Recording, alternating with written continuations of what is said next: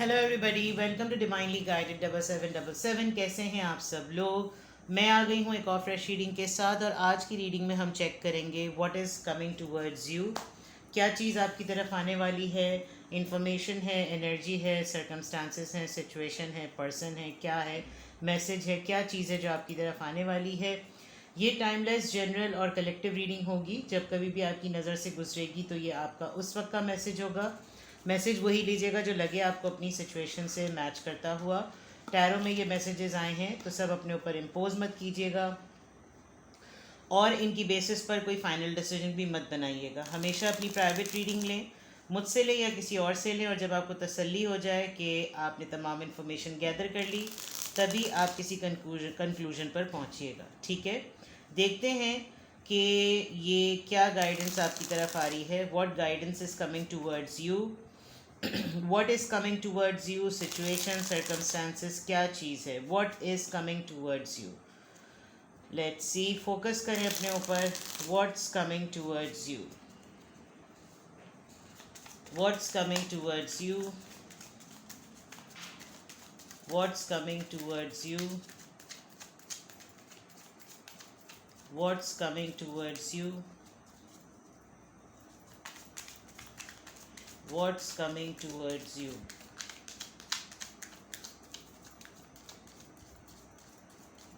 All right, the star, Aquarius, Knight of Pentacles, Taurus, Virgo, Capricorn, Four of Swords, Libra, Gemini, Aquarius, and Ace of Wands, Aries, Leo, Sagittarius. मैं एक person को आपकी तरफ आते हुए देख रही हूँ। ठीक है, ये पर्सन आपसे कोलैबोरेट करेगा टू डिस्कस अ प्रॉब्लम। इसकी अपनी ख़ुद की प्रॉब्लम हो सकती है। आप विद द स्टार कार्ड तो डेफिनेटली किसी ऐसी फील्ड से आपका ताल्लुक़ है जो कि बहुत पॉपुलर होती हैं, यानी कि famous in terms of celebrity sort of thing.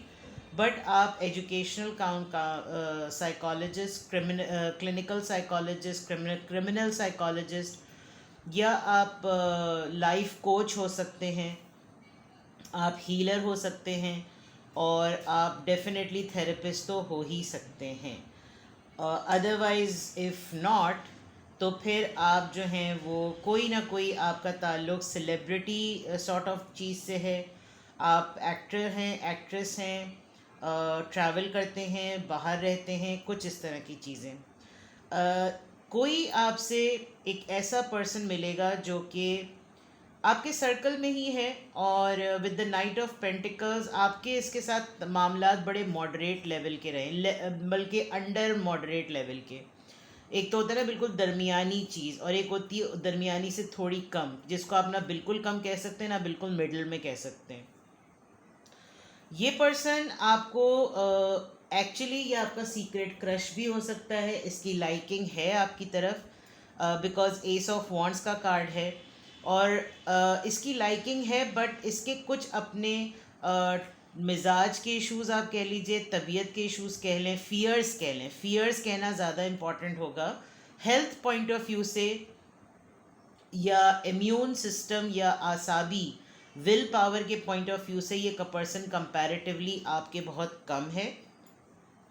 With the night of pentacles, passion को लेकर और चॉइस को लेकर या ऑफ़र को लेकर इस पर्सन के पास ये दोनों चीज़ें हैं, लेकिन ये जो इनसिक्योरिटी है ये आपके कंपैटिबल बिल्कुल भी नहीं है, जिसकी वजह से जो आपकी तरफ चीज़ आ रही है, इट मीन्स कि what is coming towards you a person with a little bit of offer and sentiments. थोड़ा सा उसके अंदर जज्बा आ रहा है, क्योंकि आप इसके ऊपर आप देख सकते हैं ये अ काइंड ऑफ ये मॉनिटर होता है, या इसको ये एलिगेटर की फैमिली से कुछ है, लिजर्ड या रेप्टाइल की फैमिली से, जो कि बहुत ही बेबीश वाला जो होता है, जो बिल्कुल छोटा होता है।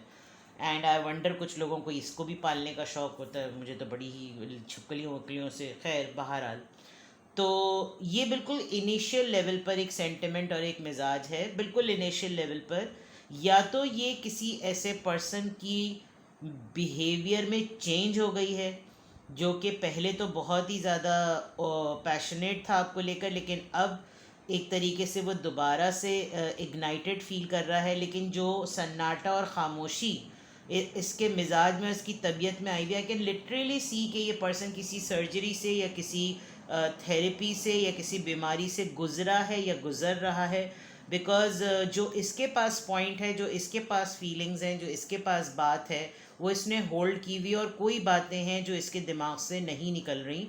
वो ज़्यादा ब्राइटन अप हैं, वो ज़्यादा वाइब्रेंट हैं, और इसके दिमाग पे पूरी की पूरी हावी हुई हुई हैं। लेकिन इस पर्सन ने अपने आप को साइलेंट किया हुआ है, खामोश किया हुआ है, चुप किया हुआ है। I can see a person जो कि कोशिश करके आपकी तरफ आएगा तो ज़रूर, लेकिन मे बी ज़्यादा वोकल ना हो, ज़्यादा बोले ना। ऐसा भी हो सकता है कि आपकी लाइफ में एक पर्सन आया, उसने आपको बड़े मॉडरेट लेवल पर कुछ ऑफ़र दी, और फिर मामला बिल्कुल सन्नाटेदार हो गए, बिल्कुल खामोशी छा गई, and now he or she is looking for a brand new beginning, not in terms of a fool card but with the ace of wands, एक fresh start, let's try again वाली बात। ठीक है, तो ये चीज़ आपकी तरफ आ रही है।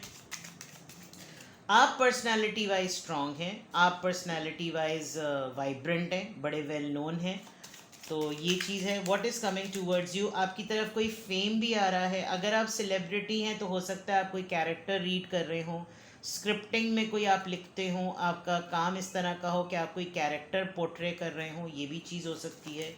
What is coming towards you, what is coming towards you, wheel of Fortune, travel, distance, S of Pentacles, Taurus, Virgo, Capricorn, Two of Pentacles, Taurus, Virgo, Capricorn, and one more card, Ten of Cups, Cancer, Scorpio, Pisces. All right. आपकी तरफ family से related भी matters आ सकते हैं। दूसरा ये कि आप या तो ट्रैवल करेंगे, और अगर ट्रैवल नहीं कर रहे तो कोई ट्रैवल करेगा, और आपकी तरफ एक ऑफ़र या कोई प्रपोज़ल आएगा with the S of pentacles, कोई ऑफ़र आ रही है। अच्छा, ये ऑफ़र आपको करियर, बिजनेस, जॉब में भी आ सकती है, बिकॉज़ यहाँ पर व्हील ऑफ फॉर्च्यून है। कहीं आपकी कोई पेमेंट अटकी हुई थी, आपके पैसे आने थे, आपका बिज़नेस में कोई एक्सपेंशन होना था, कहीं से कोई प्रपोज़ल आना था, आपको किसी प्रोजेक्ट या ऑर्डर का रिप्लाई आना था। मैं वर्किंग लोगों से बात कर रही हूँ। और अगर नहीं तो आप घर में ही होते हैं और सिंगल हैं, तो डेफिनेटली आपका कोई ऐसा प्रपोज़ल आ सकता है जो बाहर का हो, बाहर रहता हो बंदा, एब्रॉड में हो, खातून या मर्द, जो भी हो सकता है। दूसरा ये कि आप एक स्टेट ऑफ कन्फ्यूजन में भी हैं। जब ये ऑफ़र आपके पास आएगी तो आप थोड़ा सा स्टेट ऑफ कन्फ्यूजन में होंगे, आप जगल करेंगे, बिकॉज़ आपकी लाइफ में अभी कोई बहुत इम्पॉर्टेंट चीज़ है जिसके ऊपर आपका पूरा फोकस है, एंड बिहाइंड दैट आप जो हैं वो अपने करियर पे फोकस कर रहे हैं, या आपका अभी इस तरफ ऐसा ध्यान नहीं है जो यहाँ से चीज़ with the wheel of fortune आपकी तरफ एज एन ऑफ़र आ रही है। आपका फोकस अभी कहीं और है। इस चीज़ को आप शायद कंसिडर ना करें, या अगर कंसिडर करना पड़ा आपको आपकी फैमिली की तरफ से प्रेशर भी हो सकता है। सिंगल्स के लिए शादी बहुत पॉसिबल है, और जो मैरिड लोग हैं उनके लिए फैमिली का कोई मैटर हो सकता है। आपका कोई रिलेटिव कोई ट्रैवल करके आप लोगों के पास आ सकता है, वो आपको कोई बिजनेस एलियंस के पॉइंट ऑफ व्यू से कोई अट्रैक्शन दे सकता है। और अगर तो आप लोग मैरिड या सिंगल्स दोनों सिचुएशन में नहीं हैं, तो कोई आपके लॉन्ग डिस्टेंस रिलेशनशिप में या कोई ऐसी चीज़ ज़रूर आने वाली है जिसका डिस्कशन और क्लैरिटी के लिए आपको अपनी फैमिली के दूसरे मेंबर से कंसल्ट करना पड़ेगा।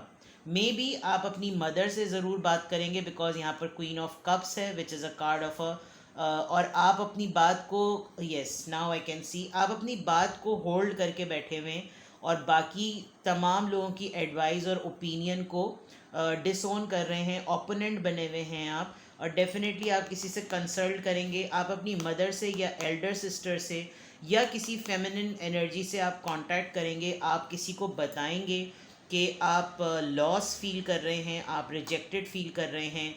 हो सकता है ये एक ऐसा प्रपोज़ल भी हो जो कि पहले आपको रिजेक्ट कर गया, अब दोबारा से ये आपको प्रपोज़ कर रहे हैं, बिकॉज इससे कहीं ना कहीं आपकी फैमिली के कॉन्फ्लिक्ट ज़रूर जुड़े हुए हैं। तो what is coming towards you, any sort of an offer. For singles it could be a proposal, for mingles it could be a family member, and for career business job ये कोई business aliens से related कोई offer हो सकती है. ठीक है, आपको ये जो भी पर्सन है, इस पर्सन की तरफ से आपको कभी मुस्तकिल मिजाजी नहीं मिलती, यानी परमानेंट डिसीजन की वाइब कभी भी नहीं मिलती. ये एक आपको चीज़ ज़रूर है, और अभी भी अगर ये चीज़ आपकी तरफ आएगी तो आप इसको एक रेगुलर रूटीन की तरह ज़रूर लेंगे. ये पर्सन हो, इसका मिजाज हो, इसकी आदत हो, इसकी ट्रैवलिंग हो, इसकी ऑफ़र हो, इसीलिए आप कंफ्यूज्ड और 2 ऑफ पेंटिकल्स में जगल करते हुए नज़र आ रहे हैं. लेट्स सी कि ये किस एनर्जी के ब्रैकेट से आ रहा है. जो कुछ भी आपकी तरफ आ रहा है, what is coming towards you में जो भी सिचुएशन आपकी तरफ आ रही है वो किस एनर्जी में है, चेक करते हैं. What is coming towards you, please give me the energies. What is coming towards you, please give me the energies. What is coming towards you, please give the energies.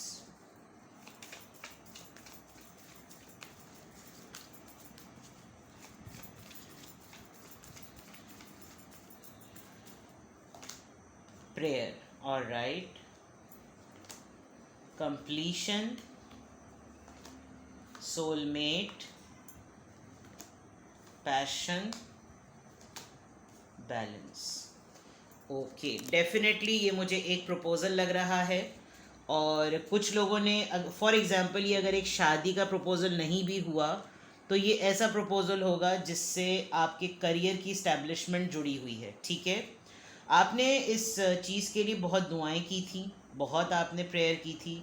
Soulmate से ऐसा लग रहा है कि जैसे बीच में कुछ दौरानिया ऐसा हुआ, या तो किसी की डेथ हुई, या कुछ ऐसे मामलात हैं जो आपने कुछ लोगों के ट्रू कलर्स अपने पेरेंट्स में से किसी एक के डेथ के बाद आपने देखे.